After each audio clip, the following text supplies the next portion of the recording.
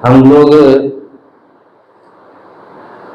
अभी सुन रहे थे श्री रामचरितमानस गिरिजा संत समागम समन लाभ कछु आन बिनु हरि कृपा न होय सो गावहि वेद पुराण। भगवान शंकर कहते हैं संतों का समागम मिलना ये ईश्वर की कृपा है। देखिए धर्मात्माओं के पास धन होता है ना, तो वो धर्म में लगाते हैं। इससे क्या होता है, धर्म की वृद्धि होती है, धन की। और धनात् धर्मो ततः सुखम, है ना। और धर्म में जब धन का उपयोग होता है तो वह सुख शांति हमारे जीवन में लेकर आता है।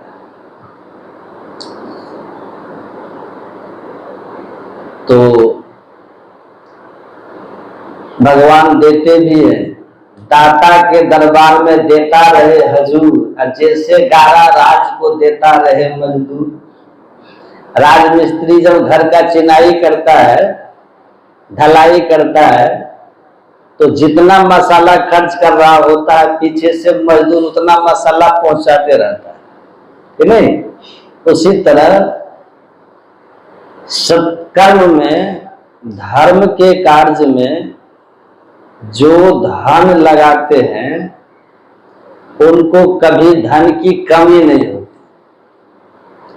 एकदम यह आजमाया हुआ, उपयोग में ला करके जाना हुआ महापुरुषों का पक्का सिद्धांत है कि दान दे धन नाहि घटे। धर्म में दान, धर्म के कार्य में खर्च किया हुआ धन बढ़ के ही आएगा, कभी घटता नहीं।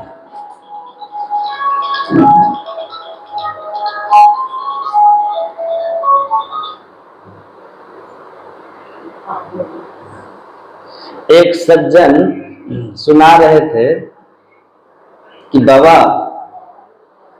कि आज से 10 साल पहले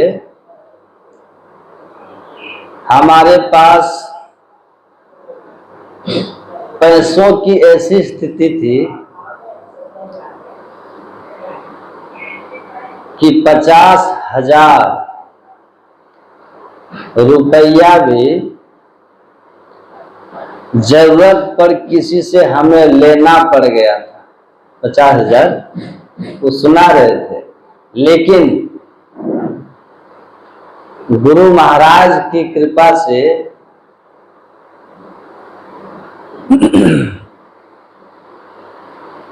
आज धर्म में हम देते जाते हैं और कई गुना होकर के हमको मिलते जाता है। आज 10-20 लाख रुपया दान कर देना हमारे लिए छोटी बात है, और हम करते भी। 10 सालों में गुरु महाराज की कृपा का प्रभाव देख लीजिए। धन का धर्म में लगाना। आप, कई लोग हमको बोलते हैं, क्या जानते हैं, कि बाबा बहुत परेशानी है, बहुत दिक्कत है। तो हम बोलते हैं अच्छा कुछ धर्म कर्म में खर्च कीजिए। तो कहते हैं कि पहले होगा तब न करेंगे। हम बोले ऐसा दुनिया में कोई सिद्धांत नहीं बना कि बिना खेत में बीज डाले बढ़ के रिटर्न हो जाए। बना है क्या? नहीं है। आप पहले खेत में फेंको तब ना रिटर्न होगा। एक मुट्ठी ही से आप इतना तो जरूर होगा कि कुछ कर सको। जरूरत थोड़ी है कि 1 लाख दान करें, 10 लाख दान करें। नहीं, आपकी आमदनी के अनुकूल दान करें। समझ रहे हैं? 100 रुपया कमाते हैं, 1 रुपया दान किए। 1 लाख कमाया हुआ 1000 दान किया। कोई 1 करोड़ कमाया उसने 1 लाख दान किया बराबर।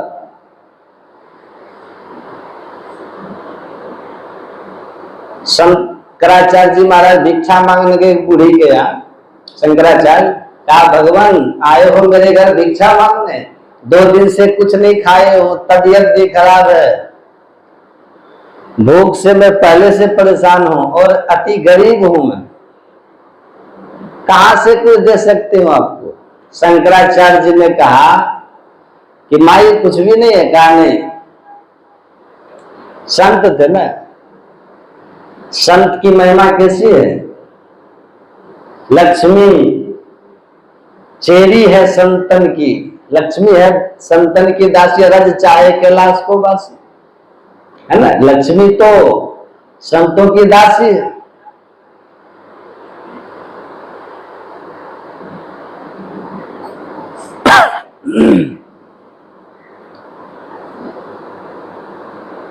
तो उन्होंने लक्ष्मी का आह्वान किया शंकराचार्य, कहा कि बहुत गरीब है, इसकी व्यवस्था कर दो, और बीमारी भी है, इसका कोई है भी नहीं। तो लक्ष्मी कहती है महाराज आपका आदेश है आंखों पर, लेकिन ये बुढ़िया कुछ भी अपने तरफ से दान नहीं की है, रिटर्न में कैसे करूं, कुछ तो हो, कुछ तो हो इसके हिस्से में, अच्छा तब न।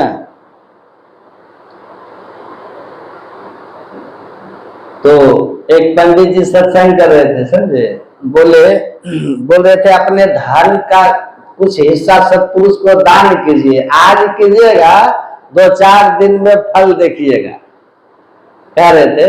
तो दूसरा 2-4 लोग आदमी आए, कहा कि बाबा सत्पुरुष कहाँ मिलेंगे, कहा कि आंख फूटा हुआ है, दिखाई नहीं दे रहा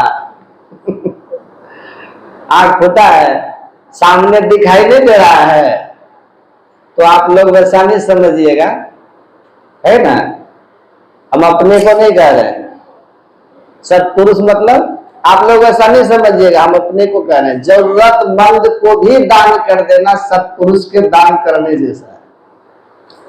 आप जान लीजिए, आपका दिया हुआ धन जब सार्थक हो गया ना, किसी के चेहरे पर खुशी ला दी आपने, आपकी वाणी से, आपका व्यवहार से, आपका धन से, तन मन धन किसी से भी, आपने अगर किसी के चेहरे पर खुशी लाई है, मुस्कान लाया है, तो आप ये जान लीजिए कि आपका शुभ होने वाला है, आपका भला होने से कोई नहीं रोक सकता है। तो कहा कि बूढ़ी का तो कुछ है नहीं, लक्ष्मी ने कहा कुछ तो करे। तो शंकराचार्य जी ने कहा कि माई घर में कुछ भी है, कहा कुछ भी नहीं बाबा, एक दाना भी नहीं। शंकराचार्य जी महाराज उसकी झोपड़ी में घुस गए और देखने लगे कि कहीं कुछ है कि नहीं। तो देखते हैं कि एक सूखा हुआ आंवला है, कहीं से वो लाई थी, सूख गया। बोले माई ये सूखा हुआ आंवला है। तो कहा इसको क्या करना बाबा, कहा रे यही उठा के हमको दे न दो। यही बूढ़ी अपने हाथ से वो सूखा हुआ आंवला वही उठा के शंकराचार्य के हाथ में दे देती, और शंकराचार्य उसको ले करके ग्रहण करते, सूखा हुआ आंवला ही खा लेते। और आप लोग समझ सकते हैं ना, आप समझ सकते हैं जिस संत के भोजन करने से 33 कोटि देवता तृप्त होते हो, उस संत ने उसका दिया हुआ वो सूखा हुआ आंवला खाए, उसमें कोई स्वाद नहीं था, उसको खाने का कोई अर्थ भी नहीं था, लेकिन संत हृदय नवनीत समाना, कहा कबिन तय कह ही न जाना, निज परिताप द्रवई सुपुनीता, पर दुख द्रवई संत सुपुनीता। और दूसरों के दुख को देख करके संत द्रवित हो जाते हैं, और संत सही दुख परहित लागी, परहित के लिए दुख भी उठाते हैं, है ना। परहित के लिए दुख उठाते हैं।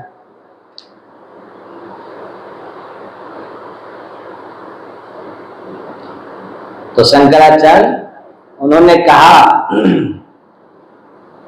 कि माई लक्ष्मी को कि अब तो इसने दान कर दिया आंवला ही सही, सूखा आंवला ही सही, अब इसके ऊपर कृपा करो।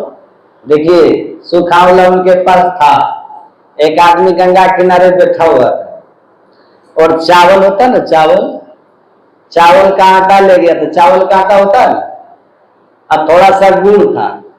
अब वो मन में सोच रहा था कि कुछ इसमें से कुछ गंगा माता जी को चढ़ा देते हैं। फिर मन में होता था कि एक तो है ही कम, इसमें से चढ़ा देंगे तो ऐसे ही आधा पेट भर है, कुछ दे दिए तो और कम में रह जाएगा, है ना। तो ठीक नहीं है चढ़ाना। गंगा माता जी को ऐसे ही कह देते हैं, गंगा मैया बस जैसे मूर्ति पर लोग चढ़ा के उठा लेते हैं ना, सब नहीं उठा लेते हैं, सब उठा लिया। हनुमान जी, देखिए हनुमान जी को एक आदमी ने कहा कि आप हमारा काम कर दीजिए। हनुमान जी मन्नत किया हनुमान जी से कि मिठाई चढ़ाएंगे और क्या, कपड़ा चढ़ाएंगे और 500 रुपया भी चढ़ाएंगे, समझे। हनुमान जी ने उनका काम कर दिया, हो गया उनकी कृपा से। तो गए लोग चढ़ाने, पति पत्नी और बेटा को लेकर मंदिर, हनुमान जी को चढ़ा दिया। और चढ़ाने के बाद बेटा जो था ना उसका, पत्नी है सब वहां खड़ा है हनुमान जी के सामने। तो पत्नी कहती है कि आप ही मेरे असली पिता है, तुम्हें माता च पिता तुम्हें वो, आप ही मेरे असली पिता हनुमान जी। हम आपके घर आए हैं मंदिर, और अब आपके घर से हम लौट रहे हैं, तो बेटी को खालिए विदाई कीजिएगा, हैं कुछ बेटी को देंगे तब ना, नहीं तो ससुराल वाले हम पर कटाक्ष करेंगे। तो कुछ दे देते, तो हम एक कपड़ा रख लेते हैं, बेटी को कपड़ा के साथ विदा करना चाहिए। तो कहा कि ठीक है। तो वो उसका बेटा कहता है कि नाती भी आया है तो इस पर भी ध्यान दीजिए। तो कहा कि नाना जी हम सब मिठाई ले लेते हैं, खाएंगे। बजरंगबली को, नाना के घर से नाती को मिठाई तो मिलना चाहिए ना, तो मिठाई वो ले लिया। अब वो मिठाई ले लिया नाती, तो अब बेटी को मिल गया साड़ी कपड़ा, और नाती को मिल गया मिठाई। अब ये पति कहता है हनुमान जी से कि आप अपना बेटी और नाती को दे दिए, और दामाद को गोड़ लगाई में कुछ नहीं। तो कुछ दामाद का भी ख्याल कीजिए हनुमान जी। अब प्रणाम करके कहा कि ये हम 500 रुपया गोड़ लगाई में रख लेते, और सब फिर लेके घर चला गया, समझे। ये दान करके व्यवस्था लगा ली है कि हम ले लें पहले। तो दान मतलब जितना आप श्रद्धा भक्ति से समर्पण किए हैं वही दान। शंकराचार्य जी जैसे उसको खाए सूखा आंवला को, तो लक्ष्मी जी की कृपा से, उसमें है कहानी में कि लक्ष्मी जी की कृपा से उसका घर पूरी तरह धन धान्य से भर गया। तो धर्म में जब लगता है तो बढ़ता भी है, अब पवित्र भी होता है, और क्या, घर में सुख शांति लाता है और कई पीढ़ियों तक चलता है। बेईमानी से कमाया हुआ धन कैसा होता है? घर में अशांति, शरीर में रोग व्याधि, मन में व्याकुलता, और पीढ़ी दर पीढ़ी नहीं बढ़ता। आप कमाए, अगली पीढ़ी नहीं तो उसकी अगली पीढ़ी तो जीरो पर लुटा देगी। तो धन धर्म में सबको लगाना चाहिए। यहाँ देखिए सत्संग हमारे यहाँ हो रहा है, कहीं भी सत्संग होता तो होता है ना, तो खर्चा तो होता ही है, कुछ न कुछ व्यवस्था है।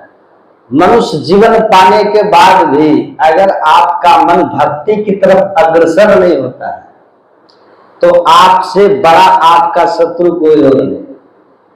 समझ रहे हैं? आप ही आपके सबसे बड़े शत्रु हैं। मनुष्य जीवन मिल जाने के बाद भी अगर आपका मन भक्ति की तरफ न जाए तो किसी और को दोष मत दीजिएगा, किसी और के ऊपर दोषारोपण मत कीजिएगा। आप ही सबसे बड़े आपके शत्रु हैं, आत्मघाती हैं, जो अपनी हत्या अपने हाथों से आप कर। क्यों?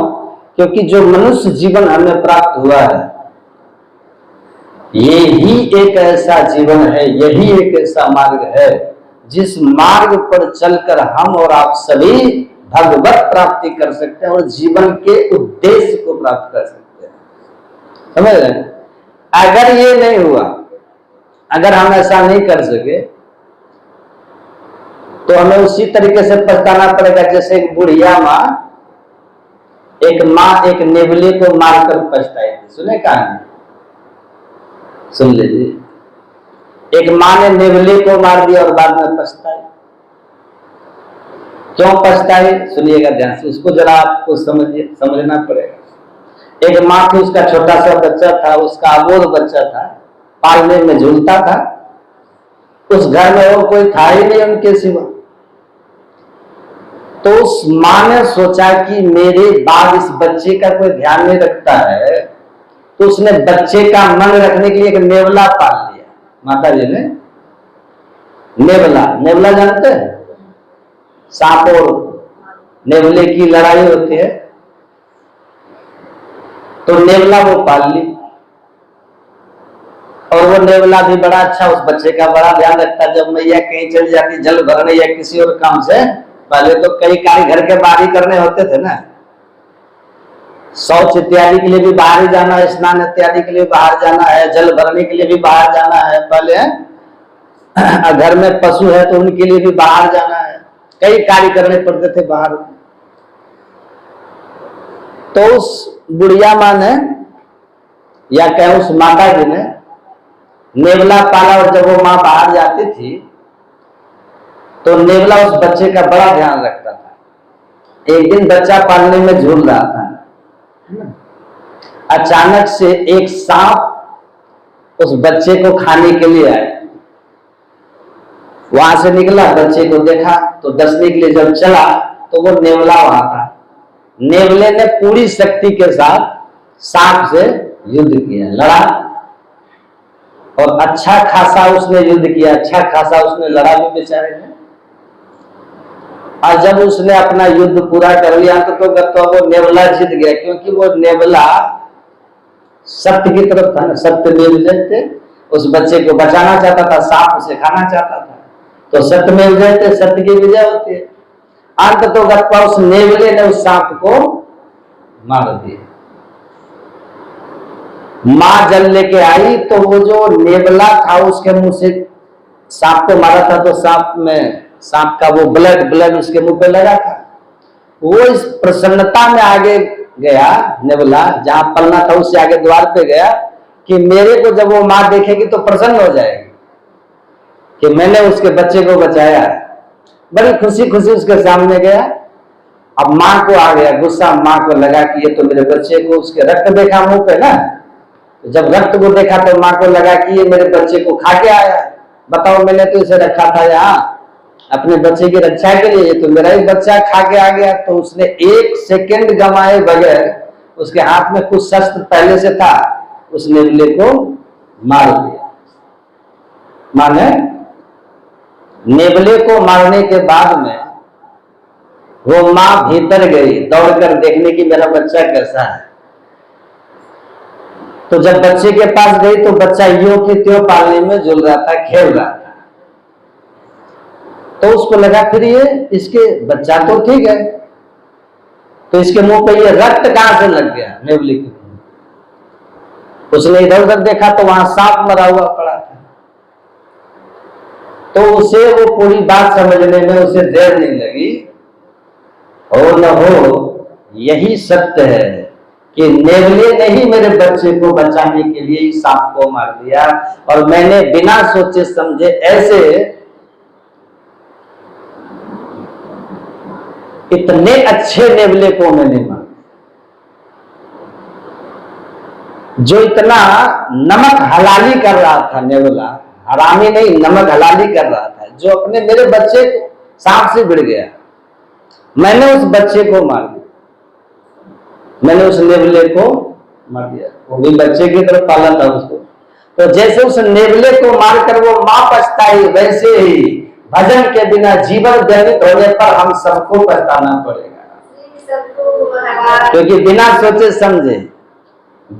सोचे समझे हम अपना जीवन डे बाय डे नष्ट कर रहे हैं, डे बाय डे। आज हमारा देश खंड खंड में बंट गया, नहीं, खंड खंड में। इसको ठीक कैसे करें? इसको ठीक करने का रास्ता क्या है? अपने अपने मिथ्या बलाभिमान को त्याग कर, वर्णाभिमान को त्याग कर, विद्याभिमान को भी त्याग कर। देखिए, कुछ अभिमान ऐसा है जो आदमी जन्म से लेकर के उस पर चढ़े रहता है। किसी पास बल है तो उसी घमंड में वो रहता है, किसी के पास AK-47 है तो मौत से भी नहीं डरता, सोचता है मौत का भी सामना हम कर लेंगे। किसी के पास बल बहुत है, सोचता है मृत्यु को भी हम रावण की तरह चरण के नीचे रखेंगे। लेकिन जब रावण की भी मृत्यु आई ना, तो थर्राते थे पांव जिसके सामने जाते हुए, देखा उसके खोपड़ी को ठोकरे खाते हुए। जो रावण कुछ समय के लिए मृत्यु को दासी बना लिया था, वो रावण भी जब मरा तो रण क्षेत्र में उसकी खोपड़ियां ठोकरे खा रहे थे, चील को ये गिद्ध नोच रहे थे। यही सच्चाई है जीवन। तो किसी के पास बल अधिक है, वो अपने को बल में इतने को घमंड कर लेता है जैसे मैं सदा रहने वाला हूं, फिर वो छोटे को कुछ समझता है नहीं, अपने से कमजोर को कुछ समझता है नहीं। किसी के पास विद्या आ गया तो विद्या के घमंड में चूर हो गया कि मुझसे बड़ा विद्वान ही कोई नहीं। और कुछ लोग ये मान लेते हैं कि अब सर्वे सर्वा मैं ही हूं। संत कहते नहीं, यही पर भूल हो जाती है। आपके पास अगर विद्या है तो समझिए ये परोपकार के लिए है ना।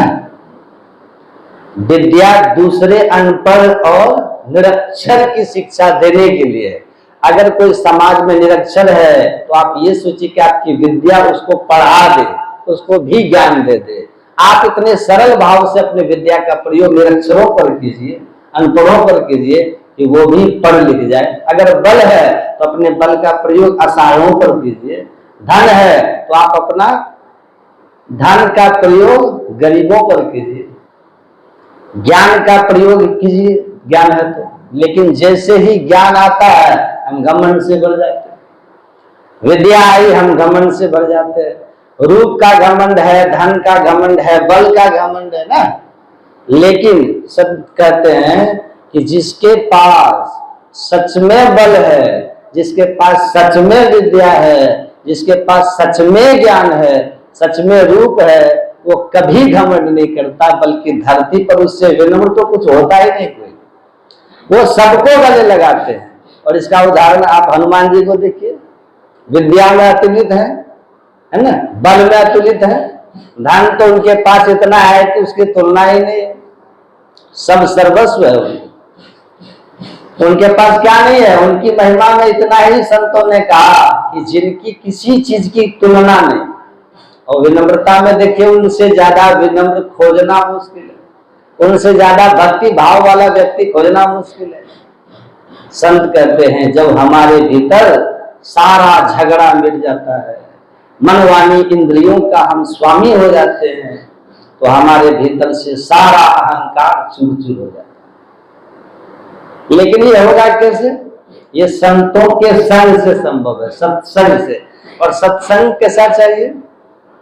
संत वो हो जिसका जीवन सूर्य की भांति, जिसके मन में कोई द्वेष न हो, कोई छल न हो, कोई प्रपंच न, संप्रदाय की कोई बात न हो, जिसके मन में से सिर्फ मानवता के हित की बात हो, समाज के हित की बात हो, जो खुद प्रज्वलित हो और जिसके भीतर समाज को प्रज्वलित करने का सामर्थ्य हो। जो खुद प्रेम में हो और समाज को भी प्रेम का पथ दिखाने का सामर्थ्य हो, जो खुद ज्ञान में हो और समाज के भीतर ज्ञान का दीप जलाने का सामर्थ्य हो, जिसके जीवन का खुद बंधन कटा हुआ हो और जो समाज के बंधन काटने का सामर्थ्य रखा हो। जब हम ऐसे दिव्य संतों का संग करते हैं ना, तो जीवन में दिव्यता आती है। और ये बात राम जी सबरी से कहते हैं, प्रथम भक्ति संतन कर सका। वो हम लोगों के लिए कहते हैं, वो तो पूर्ण थी। सबरी ने कहा क्या करें? राम जी ने कहा चिंता मत करो, संतों का संग करना। राम जी ने कहा संतों का संग करना, तब मेरी भक्ति में मन लगाना। पहले तो संतों का संग करना, क्योंकि संत ही है जो आपको राम से परिचय कराएंगे, संत ही है जो आपको खुद से परिचय कराएंगे। वरना इस समाज में तो बहुत से लोग ऐसे हैं जो भटकाने वाले नहीं है, और वहां आपको भीड़ तो दिखेगी बहुत, लेकिन ये भूल से मत ये जान लीजिए कि वहां सत्य का सौदा है, वहां झूठ का सौदा हो रहा है। जहां झूठ का सौदा है, अगर वहां चले गए तो भ्रमित हो जाइएगा, क्योंकि जहां सच्चाई होगी वहां आपको तपस्या बताई जाएगी, ध्यान, सत्संग। जहां सच्चाई होगी वहां आपको कर्मयोग की शिक्षा दी जाएगी। जहां सच्चाई होगी वहां धूप दीपक अगरबत्ती से मोक्ष मिल जाएगा, ये बात नहीं बताएगा। पूजा आरती तो एक आस्था का विषय आप करते हैं, अच्छी बात है, मन शांत होता है थोड़ा देर, लेकिन असली यज्ञ तो है आपके मन का पवित्र हो जाना। असली तीर्थ तो है आपके चरित्र का सुंदर हो जाना। असली ज्ञान क्या है? मनसा वाचा कर्मणा, आपका जीवन धर्म परायण हो जाए। और जो संत आपसे कहते हैं माता पिता गुरु की सेवा करो, जो संत आपसे कहते हैं समस्त सृष्टि में राम का ही भाव करो, समझ जाइए वही सच्चे संत। और जो कहे कि नहीं पाप करना है तो करो, माता पिता से झगड़ा करना है तो करो, भाई से करना है तो करो, गाली देना है तो दो, बस एक बार ओम नमः शिवाय कर दो, बेड़ा पार हो जाएगा। समझिए एक नंबर का दूर है कि नहीं? सही नहीं है, क्योंकि जो आपको पाप से नहीं मुक्त कर रहा, जो भगवान के नाम का आड़ लेके आपको ठग रहा है, तो फिर भगवान का नाम स्वयं भगवान भी कहते हैं कि बुरे कर्म से छूटोगे तभी मेरे भक्ति का तुम लाभ ले पाओगे। आप किसी भी शास्त्र को बढ़िया से पढ़िए, कहीं नहीं लिखा है कि तुम पाप छोड़े बिना धर्म को उपलब्ध हो जाओ, कहीं नहीं लिखा है। चाहे रामायण पढ़ लीजिए, चाहे गीता पढ़ लीजिए, चाहे उपनिषदों को पढ़ लीजिए, ये जो हमारे गहरे शास्त्र है ना, जिसमें तत्व चिंतन की बात, जब इसको पढ़ते हैं तो पता चलेगा कि जीवन में तप की कितनी महिमा, ध्यान की, और कितनी महत्ता है सत्संग और ध्यान की। मानसिक तप, कायिक तप, वाचिक तप, है ना, ये सारे तप हम लोगों को करने पड़ेंगे। मानसिक तप का मतलब क्या है कि मन से भी हमको गलत नहीं सोचना, इतना बड़ा तप है। और वाचिक तप क्या है? इस वचन से गलत नहीं निकलना। आप सोचिए, इस शरीर परमात्मा का बना हुआ मंदिर है ना, आपने जो मंदिर बनाया आप उसकी स्वच्छता का ध्यान रखते हैं कि नहीं? आपने जिस मंदिर का निर्माण किया आप उसकी भव्यता का ध्यान रखते हैं कि नहीं? और जिसे स्वयं परमात्मा ने बनाया आप इसको कूड़ादान बना दिए। सोचिए, जो मंदिर आपने बनाया, मैं नहीं कहता कि वहां गंदगी करिए, आप उसको भी साफ रखिए, दिव्य रखिए, वहां बैठिए 10 मिनट बैठ कर ध्यान कीजिए, लेकिन जरा सोचिए कि आप जिस मंदिर का निर्माण किए वहां जाकर के आप अगरबत्ती जला रहे हैं, और जिस मंदिर को स्वयं परमात्मा ने बनाया, जिस ऋषि ने कहा देहस्था, ये देही देवालय है, ये देही शिवालय है, जिसे स्वयं परमात्मा ने बनाया, इसमें आप क्या कर रहे हैं? जिसे आपने बनाया वहां अगरबत्ती खोज रहे हैं, और जिसे स्वयं भगवान ने बनाया यहाँ बीड़ी सिगरेट खोज रहे हैं। ये ना समझे नहीं तो क्या? जिस मंदिर को आपने बनाया वहां मिश्री और बतासा चढ़ा रहे हैं, और जिसे स्वयं परमात्मा ने बनाया वहां आप खैनी और गुटखा चढ़ा रहे हैं। चढ़ा है कि नहीं? जिस मंदिर को हमने बनाया वहां गंगा जल और दूध चढ़ा रहे हैं, जिसको स्वयं परमात्मा ने बनाया यहाँ शराब चढ़ा रहे हैं। तो मैं कैसे मानूं कि वो परमात्मा के सच्चे भक्त हैं? अपने बनाई कीर्ति पर तो सब कुछ ठीक ठाक कर रहे हैं, जिसे स्वयं परमात्मा ने बनाया आप उस मंदिर को कबाड़ खाना बना दिए। एक अनुभव कीजिए, आप पालथी मार के बैठते हैं ना ध्यान में, तो ये पालथी आपका चबूतरा है तो बन जाता है मंदिर का। जैसे मंदिर में चबूतरा होता है, आपका ही पालथी भी चबूतरा है। और ये जो धड़ है ये मंदिर का कमरा है, और ये सिर मंदिर का कुंभज है। आंख नाक कान इसकी खिड़कियां हैं, मुख इसका दरवाजा है। अब ये मुख मंदिर का द्वार है। कितना पवित्र होना चाहिए ये, क्योंकि इसी से तो परमात्मा का आगमन होगा, इसी से तो हम नाम लेंगे ना। लेकिन इस मुख को पवित्र करना था, वचन से भी भोजन से भी हमने इसे इतना गंदा कर दिया कि बाजार का कूड़ादान फेल है, नहीं है। बाजार में दो कूड़ादान लगाए जाते हैं, गीला कचरा के लिए और सूखा कचरा के लिए, और हमने मुख को दोनों बना दिया। गीला सूखा सब एक में डाल रहे हैं, गुटखा डाल रहे हैं, पुड़िया भी डाल रहे हैं, मांस भी डाल रहे हैं, शराब भी डाल रहे हैं। ये सब हमने मुंह को ही बना दिया।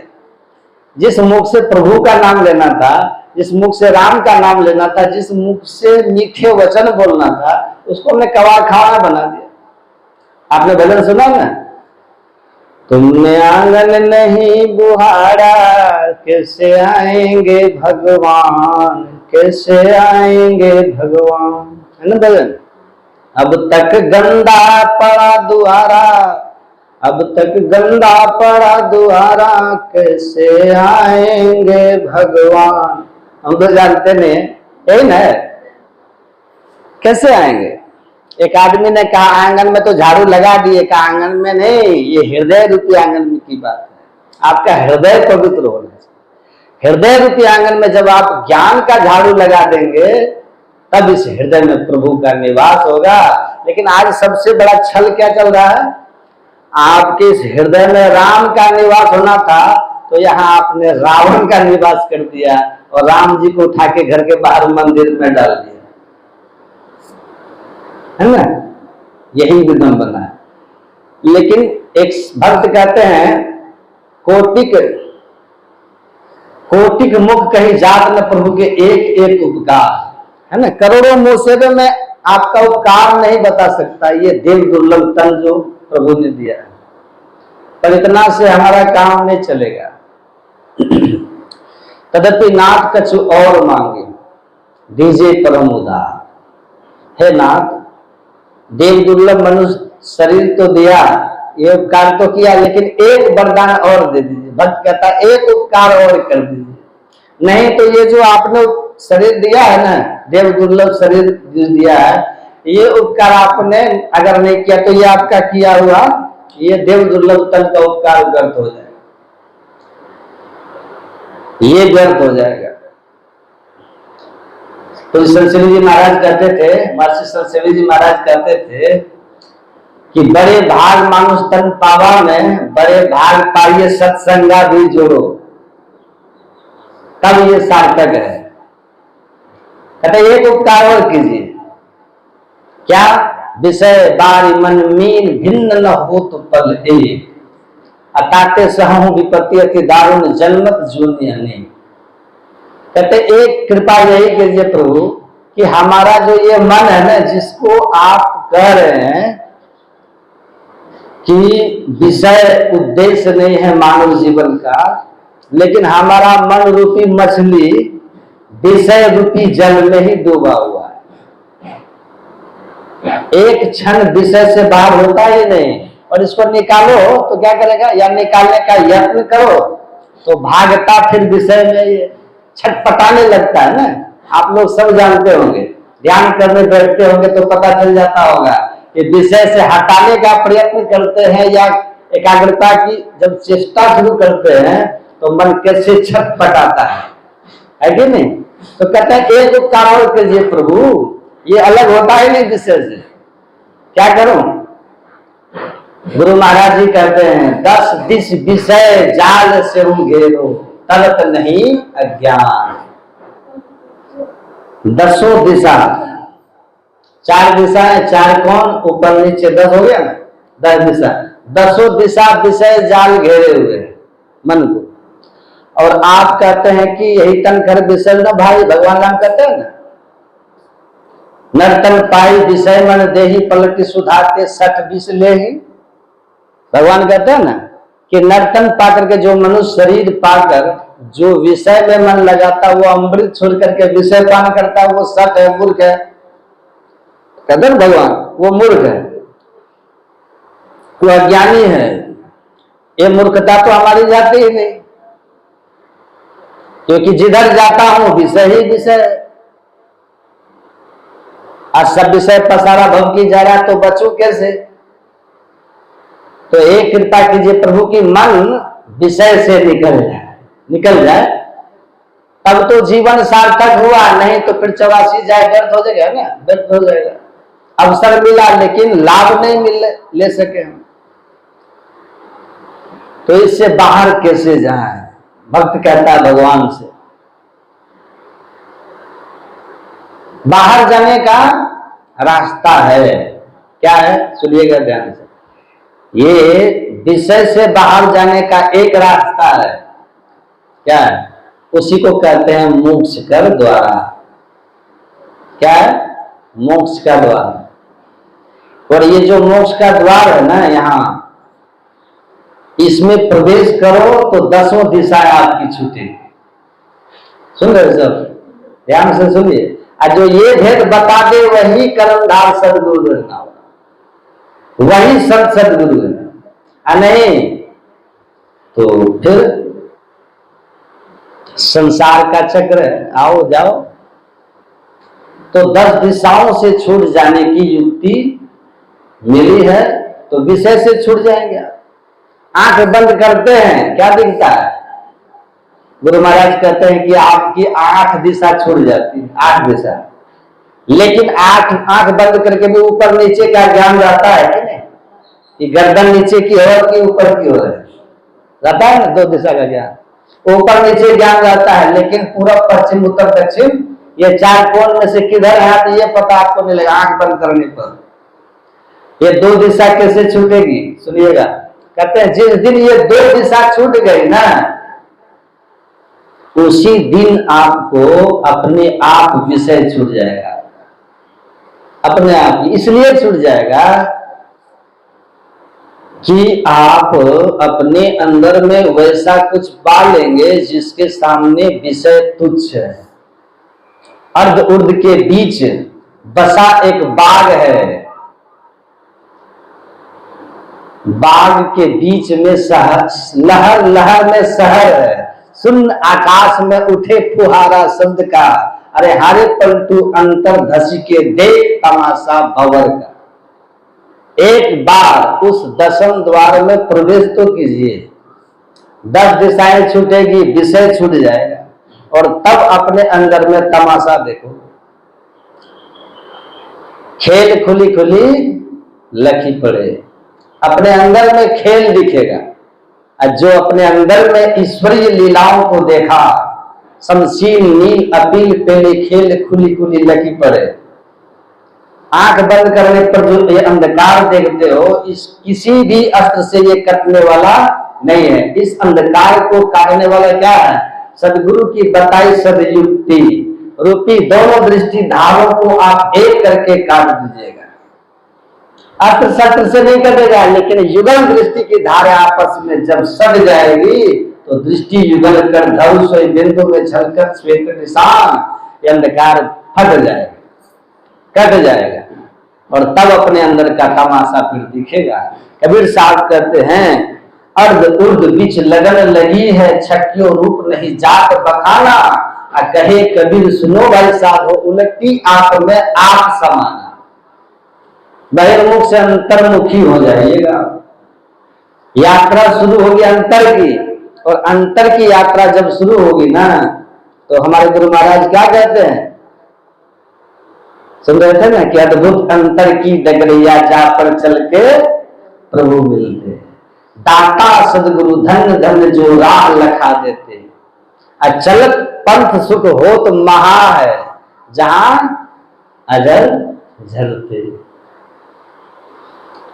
इस अंतर पथ पर, मोक्ष के पथ पर जब आप प्रवेश करेंगे तो अमृत ध्वनि की नौबत जा रहा है। बड़ भागी सुनते हैं, बड़ भागीपन आपका पूरा हो जाएगा, पूरे भाग्य प्रकट हो जाएगा आपका।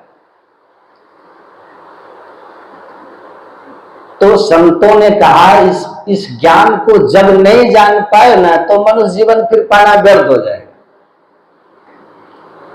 इस कूप गगन के बीच यारो जहां सुरती का डोर लगा होता है, गुरुमुख होई सो नित्य उठी पर से, निगुरा जल नहीं पावता है, बिन हाथ के ताल मृदंग बजे, बिन जंत्री जंत्र बजावता है, पलटू बिन कान के हम सुना, बिना कोई शख्स बजावता है।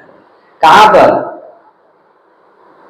इस कूप गगन के बीच यारो, अंधकार का जो कुआं है ना, आंख बंद करने पर जो मूड पड़े तम कूप, अंधकार के कूप में देखो, देखने की युक्ति से देखो, लखत लखत लखी पड़े।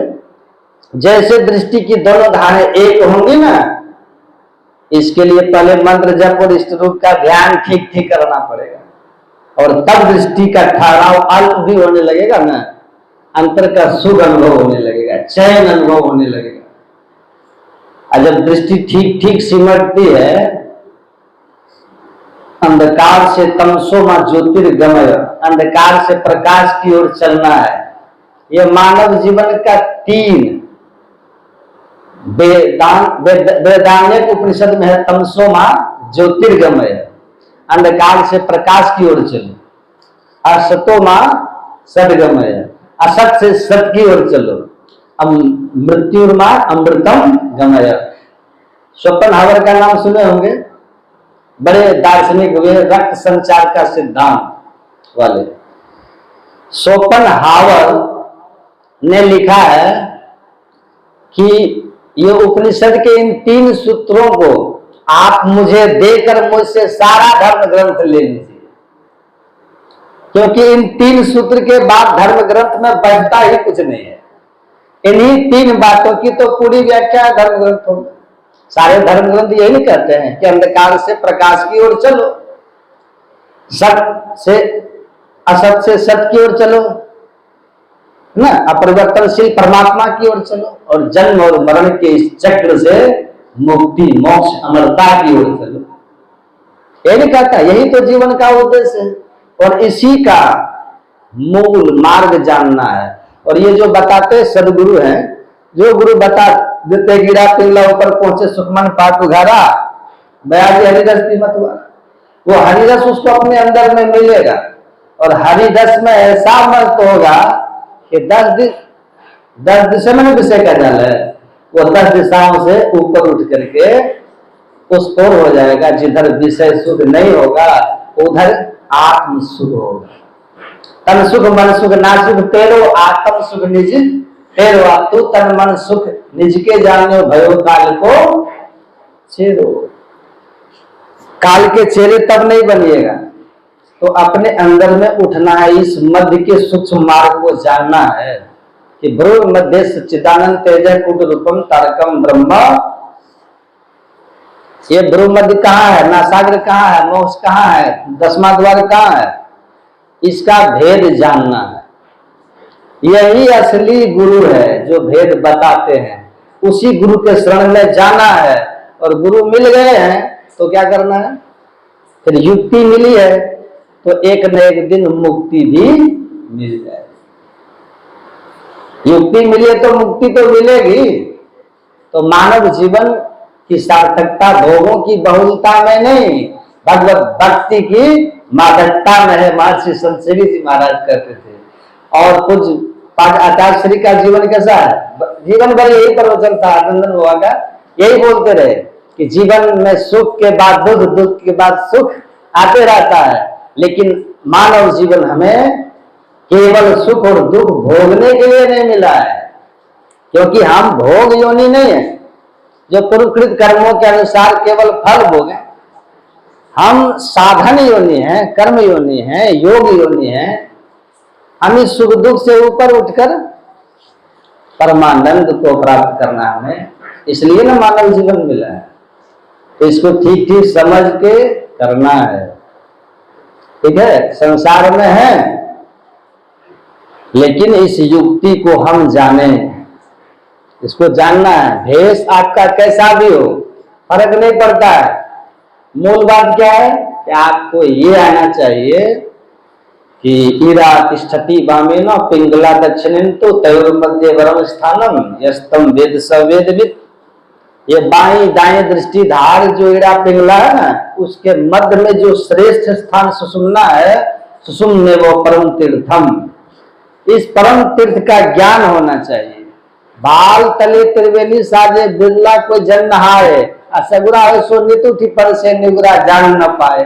चरणदास जी कहते हैं असली तीर्थ तो आपके भ्रू मध्य में है, कपाल में है, गुप्त है ना। इस परम तीर्थ का पता जिसको लग जाता है उसका परम कल्याण हो जाता है। हम जीव है ना, हमारा लक्ष्य क्या है? स्वामी विवेकानंद जी का अमेरिका में इंगरसोल के साथ जो वार्ता हुई थी, उसमें स्वामी विवेकानंद ने कहा था जो ब्रह्म को जान लेता वो ब्रह्म हो जाता है। मैं चाहता हूं सारे भारतीय ब्रह्म हो जाए। तो इंगरसोल ने कहा कि अमेरिकन को आप क्यों नहीं चाहते हैं? तो कहा अगर अमेरिकन हम पर भरोसा कर ले, हमारे ज्ञान पर जो भारत का है, तो अमेरिकन भी हो जाएंगे ब्रह्म। तो ये हम जो मनुष्य है ना, मनुष्य, ये मनुष्य परमात्मा ने इसीलिए दिया है मनुष्य कि आप ब्रह्म को जानकर ब्रह्म हो जाइए। असरिता जल जल नदी में जाई हो, या चल जीव जीव हरि पाई। आप जैसे नदी सागर में मिलकर स्थिर हो जाती है, आप गुरु की युक्ति लेके अंतर साधन करके और अपने माया मंडलों को पार कीजिए और परमात्मा से जाकर एक मेक हो जाइए। वह केवल मनुष्य शरीर से ही होगा। इसीलिए मनुष्य शरीर बर्भाग्य है। केवल नर ही तन से मुक्ति को पावहु, याते या तन दुर्लभ मुक्ति कमावहु। केवल नर शरीर से ही मोक्ष होगा, क्योंकि मोक्ष का द्वार इसी में है। और इसको बताने वाले बस सदगुरु मिल जाए, सदयुक्ति मिल जाए, तो फिर क्या कहना है? गुरु दयाल दया कर दिए, भेद बताई, महाभागी जीव के दिए भाग जगाए। तो पहली महिमा क्या है कि बड़े भाग मानुष तन पावा, और दूसरा सत्संग मिल जाए, और तीसरा संत सदगुरु की सदयुक्ति मिल जाए, तो अभागी जीव बड़भागी हो जाएगा और एक दिन परम पद को पाकर हमेशा के लिए मोक्ष को पाकर के मुक्त हो जाएगा। तो इस शरीर की महिमा मोक्ष द्वार के कारण है। जो मोक्ष द्वार को खोज लेगा वही अपने को बड़भागी कर सकता है। स्वामी राम तीर्थ कहते थे हम मनुष्य होकर मनुष्य बड़भागी हैं, देव दुर्लभ हैं, ये तभी दावा कर सकते हैं जब अपने अंदर के मोक्ष द्वार को हम ढूंढ लेंगे, तब रियल बड़भागी हो जाएंगे। सौभाग्य तब जगेगा। तो बड़ी महिमा है कि हम लोग सत्संग में हैं और मोक्ष के द्वार को भी खोजते हैं। जो नए दीक्षित हैं उनको चाहिए कि अवसर बढ़ो, भले रे भाई, इस बड़े भले अवसर का लाभ ले, नहीं तो अब की चूक माफ न होगी। दुल्हन अचल मुकाम, तो काहे को जग में आया रे जो। फिर हमारा क्या बर्बादी? एक महात्मा की झोपड़ी थी छोटी सी, जंगल में झोपड़ी बना के महात्मा जी रहते थे। तो बड़ी तेज बारिश आ गई, होता है बारिश आई और झोपड़ी थी छोटी। तो एक आदमी बारिश में, बस थोड़ा सा खत्म करते हैं, बारिश में बचने के लिए महात्मा जी का जो झोपड़ी का गेट था छोटा सा, उसको खटखटाया किसी ने। तो महात्मा जी ने गेट खोला, कहा महाराज शरण दे दीजिए, बारिश में भीग रहा हूं। कहा आ जाओ। झोपड़ी तो छोटी है, महात्मा जी लेटे थे झोपड़ी में, तो बोले कोई बात नहीं है, दो आदमी लेट नहीं सकते लेकिन बैठ तो सकते हैं, आ जाओ, बैठ के समय गुजार लेंगे। तो बैठ गए दोनों। तुरंत थोड़ी देर के बाद एक फिर और गेट खटखटा रहा। तो महात्मा जी ने कहा कि गेट खोल दो भाई। तो जो आदमी गेट अंदर घुस गया था, बैठ गया था, वो कहता है कि दो आदमी हम लोग बैठे हुए हैं, तीसरा आएगा तो बैठेंगे कहाँ? तो महात्मा जी ने कहा कि हम अगर अपने सोने की परवाह करते तो तुम फिर अंदर कैसे आते हैं? अभी दो बैठे हुए हैं, तीन खड़े हो जाएंगे तो भी कुछ जगह बच जाएगी। तो अंदर फिर उसको भी तीनों खड़े हो गए, थोड़ी सी जगह बची थी गेट के पास। फिर देखते हैं कि गेट में खट खट खट खट अब ये दोनों मिलके कह रहा है कि महात्मा जी को क्या महाराज अब जगह कहाँ है? तो कहा कि अरे जगह क्या है, 3 अब हम थोड़े दूर दूर खड़े हैं, 4 हो जाएंगे तो सट पे खड़े हो जाएंगे, है ना। तो गेट खोला तो देखता है कि गधा सिर मार रहा था, क्योंकि गधे को भी ठंड लग रही थी ना, उसको भी वर्षा से बचने के लिए छां की जरूरत थी, छत की जरूरत थी। तो ये दोनों कहते अरे महाराज ये तो गधा है। महात्मा जी ने कहा गधा है तो गधा है, गधा है तो है, ये किसी राजा का महल थोड़ी है, एक साधु की कुटिया है। राजा का महल नहीं ना, जहां आदमी के साथ भी गधे जैसा व्यवहार हो वो राजा का महल, ये साधु की कुटिया है, या तो गधे के साथ भी आदमी जैसा व्यवहार होता है। मतलब महात्मा जी का भाव ये है कि अगर दिल में जगह है तो फिर घर में जगह बन जाता है, और दिल में जगह खत्म हो गया ना तो आपका मकान कितना भी बड़ा हो आप साथ नहीं रह पाओ, नहीं रह पाइएगा, है कि नहीं। बड़ा से बड़ा महल में दिल टूटते हैं, लोग हट जाते, हटता है कि नहीं। आप प्रेम जुड़ा हुआ है ना तो आदमी रह लेता है कि नहीं। हम लोग ऐसे ऐसे जगह गए हैं सत्संग में, तो मुझे लगा कि जहां स्नेह और श्रद्धा है, प्रेम है, वहां जगह घटता नहीं, भोजन घटता वहां नहीं। भोजन तब घटने का भय होता है जहां पर प्रेम घट जाता है, जगह घटने का भय तब होता है जब प्रेम घट जाता है। अने तो लोगों को लगता है कोई बात नहीं, भीतर मूल चीज है, भीतर प्रेम। सारा खेल तो अपने अंदर नहीं होता है, बाहर कुछ है, सब कुछ घर में ही बाहर नहीं। अब बाहर टोले सो भरम भुलाए, गुरुनानक जी महाराज कहते, ब्रह्म में पड़ा हुआ वो भगवान बुद्ध कहते हैं कि सुख यहां भ्रम है, दुख स्थिर होता है। समझ रहे हैं, जैसे बोझ सिर दर्द किया कंधे पर लाके सुखी जो होने का भ्रम था वो बस थोड़े देर का है, फिर कंधा पे दर्द होगा, क्योंकि बोझ संग में है ना, है कि नहीं। समझने बात। तो सुख कहाँ है, स्वतंत्रता, सुख, अमरता, ये 3 ये 4 लेकर के हम लोग रात दिन प्रयत्न करते हुए दुख, परतंत्रता और मृत्यु से ही मुलाकात है। क्यों होता है?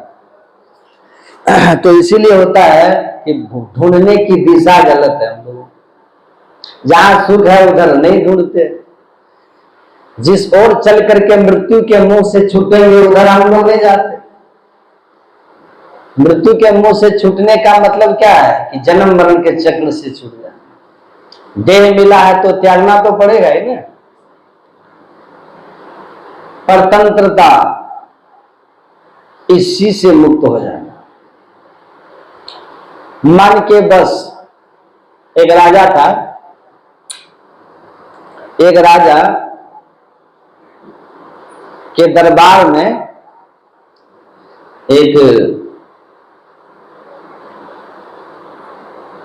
एक राजा के, सुन रहे सब, सुन रहे क्या? एक राजा के दरबार में एक फकीर पहुंचा, तो राजा को प्रणाम नहीं किया। वो साधु फकीर जो था वो राजा को प्रणाम नहीं किया, तो राजा भड़क गए, कहा कि कौन है ये मेरे दरबार में आया और हमको प्रणाम तक नहीं किया, ये कौन फकीर है? पूछो तो क्यों नहीं प्रणाम किया, क्यों नहीं सम्मान किया मेरा? तो राजा ने कहा मंत्री से, मंत्री जाके पूछा है कि कौन है तुम, और तुमने हमारे राजा को प्रणाम क्यों नहीं किया? तो वो फकीर थे, महात्मा थे, उन्होंने कहा ऐसा है, सुनो, कि तुम जाकर के अपने राजा से पूछो कि राजा तुम्हारा मन का गुलाम है कि मन तुम्हारा गुलाम है। जाके पूछो, राजा का मन गुलाम है या मन का गुलाम राजा है? राजा मन के बस में है कि राजा का मन उसके बस में? जाके पूछ के आओ। तो गया मंत्री, पूछा महाराज, उत्तर देने के बजाय सवाल ही ठोका उसने। सवाल दागा, क्या कहा? पूछा है कि पूछ के आओ, राजा से पूछ के आओ कि तुम्हारा राजा मन के गुलाम है कि राजा का गुलाम उसका मन है? कौन किसके बस में है? तो राजा थोड़ा सोच कर बोले कि मैं तो मन के बस में हूं, जैसे मन कहता वैसे मैं चलता हूं। तो वो मंत्री ने जाके कहा साधु से, महात्मा ने कहा तुम्हारा राजा मन के बस में और मन मेरे बस में। जो मेरे गुलाम का गुलाम है वो मेरे सामने अपनी बादशाहत दिखा रहा है। मन मेरे बस में है और राजा मन के बस में, तो गुलाम का गुलाम हुआ। तो बस में है आप, परबस है आप, बंधन में आप, मन इंद्रियों के बंधन में है। आप नहीं चाहेंगे फिर भी आपसे वो काम करा लेगा मन आपसे। बलवान इंद्रिय ग्रामो विद्वान स्मपि करसति। इंद्रियां इतनी बलवान है, मन इंद्रियां, कि विद्वानों की विद्वत्ता को भी हरण कर लेती है, उनके ज्ञान का हरण करके और उनसे वो कर्म करा देती है जो कर्म शास्त्र में वर्जित है। वो जान रहा है, विद्वान को ये पता है कि ये नहीं करना चाहिए, फिर भी वो कर देते हैं। उस जीवन से सारे दुख चले जाए, ये हो ही नहीं सकता, ये असंभव है। सब असंभव संभव, ऑल इम्पॉसिबल सार possible, but without the devotion of God a person can be happy in his life, this is impossible. मतलब सारा असंभव संभव, लेकिन बिना हरि भक्ति के सुख पा लेना ये असंभव, कभी ये संभव नहीं हो सकता, ये संभव नहीं हो सकता। तो संत महापुरुष एक मत होके कहते हैं कि परमात्मा की भक्ति कीजिए, और गोस्वामी तुलसीदास जी कहते हैं जेहि मार्ग श्रुति साधु लखावे, तेहि मग चलत सबे सुख पाए। पाए सुख हरि कृपा संसार आशा तजी रहे, सपनों नहीं दुख दोष दर्शन बात कोटि को कहे। जो महापुरुषों ने राह बताया है ना, सदग्रंथों ने जो राह बताया ईश्वर भक्ति का, उस राह पे चलिएगा तो सदा का सुख पाइएगा। और अगर संत महापुरुषों के आदेश और उपदेश के अनुकूल नहीं चलिएगा तो सुख सपने हो नहीं, स्वप्न में भी रहिएगा, सपना भी दुखद ही देखिएगा, समझ रहे हैं? इसलिए संतों ने सदग्रंथों ने जो राह बताया है उस पर चलिए। मैं इन्हीं शब्दों के साथ अब अपनी वाणी में विराम देना चाहूंगा, और आप लोगों के अंदर में जो पवित्र परमात्मा विराजमान करते हैं उनको मैं प्रणाम करता हूं, क्योंकि आप लोग बड़े धैर्य से सुना और धीरज से सुना और ध्यान से सुना, इसलिए मैं आप श्रद्धावान श्रोताओं को प्रणाम करता हूं। आप लोग बड़े श्रद्धावान श्रोता, अच्छे श्रोता हैं, भले कम हैं लेकिन आप लोग कम नहीं। आपके अंदर में ज्ञान है ना, विवेक है, वैराग है, गुरु महाराज का ज्ञान है कि नहीं? आप लोग पूरा हमसे पुराने सत्संगी है, संख्या में भले हम लोग कम है लेकिन ज्ञान में आप लोग विशेष है, श्रद्धा में भी बड़े विशेष हैं, गुरु भक्ति में बड़े हैं। इसलिए मैं आप सबको प्रणाम करता हूं। और हमारे जो अनिल बाबू हैं, उनके आवास में आज यहाँ सत्संग हुआ, इनके लिए मैं शुभकामना करता हूँ, साधुवाद देता हूँ। इनके आवास पर हम लोग आज सत्संग कर रहे हैं। गुरु महाराज की कृपा हो, गुरु महाराज बड़े खुश हुए होंगे। देखिए सूक्ष्म रूप से तो है ही ना, वो जरूर इन दृश्यों को देख रहे होंगे, अनुभव कर रहे होंगे, और इनको लगता होगा कि हमारे भक्त ने घर पर बड़ा पवित्र काम किया है, बहुत शुभ काम किया, ज्ञान की गंगा बहवाया। ये सत्य क्या है, सत्संग क्या है? ये गंगा है ना, इस गंगा को बहाया आप लोगों ने। है गंगा, लेकिन दिखाई देता है? पार्वती ने काटा है गंगा। तुम्हारे अंदर में यदि कोई अनभिज्ञ अनाड़ी जिसको तैरने नहीं आता है, यदि वो डुबकी लगाएगा तो क्या होगा? गहराई में जाएगा तो क्या होगा? मरेगा ना, डूब जाएगा, मर ही जाएगा। लेकिन सुनो गंगा, ये एक सत्संग रूपी गंगा है। उस सत्संग रूपी गंगा की गहराई में कोई भीतर कोई भी डुबकी लगा ले, वो मरेगा नहीं, तर जाएगा। जिसको नहीं भी तैरना आता वो भी डुबकी लगा तो तर जाएगा, लेकिन तुम्हारे अंदर में कोई डुबकी लगाएगा अनजान भी तो डूब जाएगा। और सुनो गंगा, तुम शरीर के ऊपरी मैल को धोते हो गंगा, और सत्संग रूपी गंगा ये क्या करती है? अंतःकरण के मैल को धोती है। तो श्रेष्ठ कौन हुआ? सत्संग गंगा। और सुनो गंगा, तुम्हारे मान सरोवर में हंस तैरता है, और सत्संग रूपी गंगा में महर्षि में ही परमहंस तैरता है। इसलिए इसमें डुबकी लगाना चाहिए, इसका बहुत बड़ा महत्व है ना। तो मैं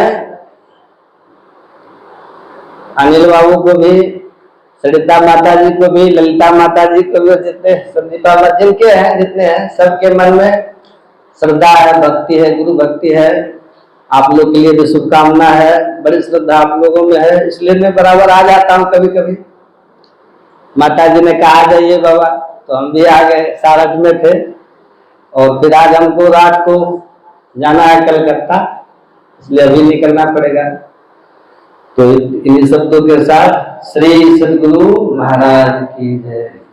आप लोग का जीवन में सुख शांति आध्यात्मिक उन्नति हो, यही मेरी ईश्वर से प्रार्थना है। जो कुछ भी मैंने कहा, जो कोई बात मैंने कहा जिससे आपका कल्याण हुआ, आपको अच्छा लगा, आपके जीवन में प्रभाव डाला, वो सब मेरे गुरु महाराज के थे। ठीक है, मेरा वो कुछ नहीं था। जो कुछ कहूँ तो मेरी कृपा, जो बात आप लोग को चुभी होगी वो मेरी होगी, क्योंकि गुरु का ज्ञान चुभता नहीं, कल्याण करता है। हमारा ज्ञान आप लोग को चुभ सकता है, तो उसके लिए मुझे क्षमा कर दीजिएगा। श्री सद्गुरु महाराज की जय। लीजिए वो भजन गा दीजिए माता जी। गाइए गाइए जिसको गाना।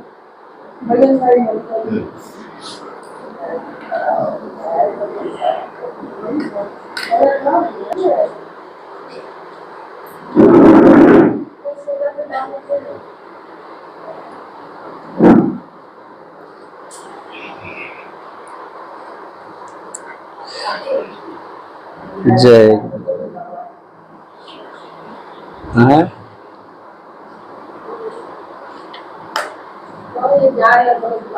हाँ ठीक ठीक।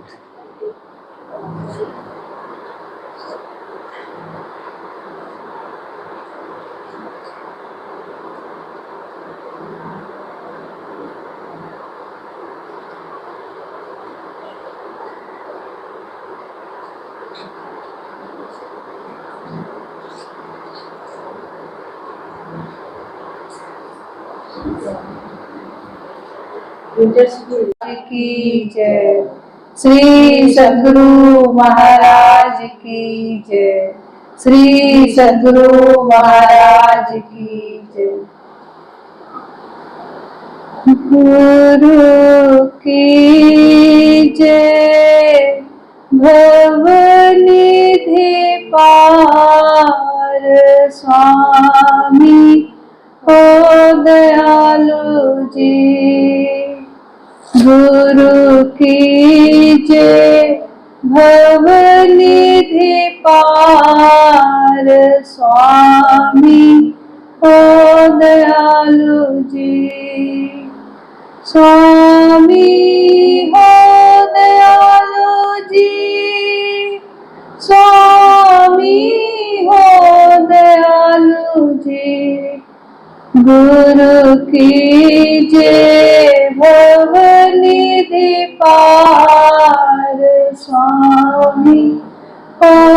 दयालु जी। नवधारण 10 4 दिन में, नवधारण 10 4 दिन में, भव दुख सहु अपार। स्वामी हो दयालु जी, भव दुख सहु अपार। स्वामी हो दयालु जी। जन्म मरण दुख अगणित भोगे, जन्म मरण दुख अगणित भोगे, बिनु प्रभु पद आधार। स्वामी हो दयालु जी, बिनु प्रभु पद आधार। स्वामी हो दयालु जी।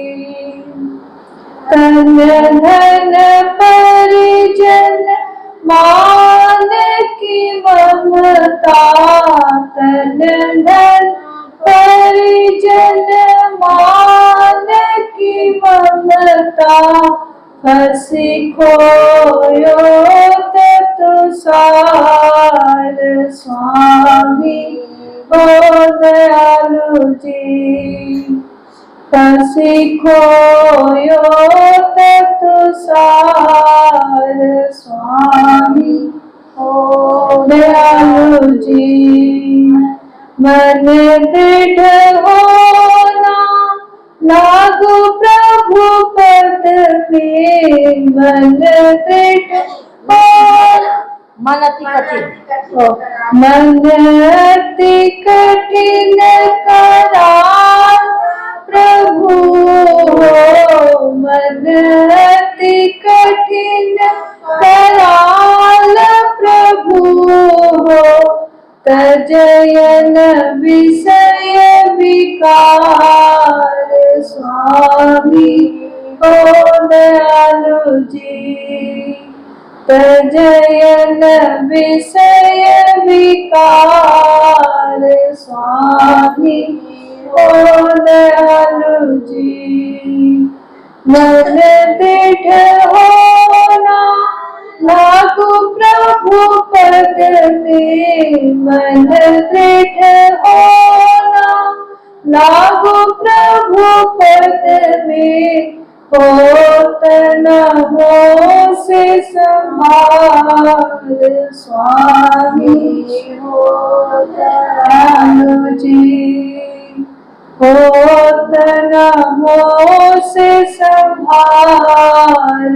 स्वामी हो दयालु जी। युगन युगन सो यही विधिया हूँ, युगन युगन सो यही विधिया हूँ। अब गुरु करिए उबार। स्वामी हो दयालु जी, अब गुरु करिए उबार। स्वामी हो दयालु जी। ईश्वर देव पितर परिजन सो, ईश्वर देव पितर परिजन सो, होत न यह उपकार। स्वामी हो दयालु जी, होत न यह उपकार। स्वामी हो दयालु जी। यह मेरी होवत गुरु से ही, यह मेरी होवत गुरु से ही, गुरु की ही अमित बलिहार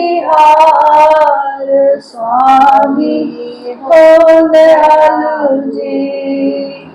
गुरु की जय भव निधि पार स्वामी हो दयालु जी।